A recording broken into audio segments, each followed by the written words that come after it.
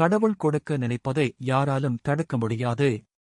மனிதர்கள் வாழ்ந்தாலும் ஏசும் தாழ்ந்தாலும் ஏசும் இது உலக இயல்பு. கஷ்டப்படுபவர்களுக்கு உதவி செய்கிறார்களோ இல்லையோ ஒருவர் முன்னேறினால் அவர்களை வீழ்த்த சுற்றி உள்ளவர்கள் தயாராக இருப்பார்கள். ஆனால் எந்த சூழ்நிலையிலும் திடமாகவும் உறுதியாகவும் கடவுள் நம்பிக்கையுடன் இருந்தால் யார் தடுத்தாலும் கடவுள் கொடுக்க நினைப்பதை தடுக்க முடியாது.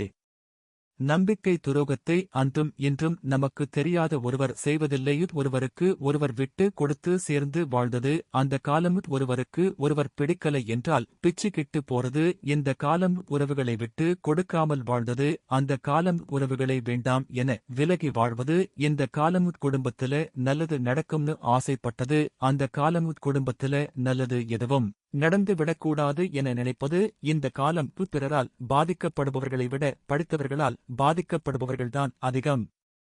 எனவே உள்ளம் உருகி கடவுளை நினைத்து கடவுள் நடத்தி தருவார் என்ற நம்பிக்கையுடன் வாழ்க்கையை நடத்தி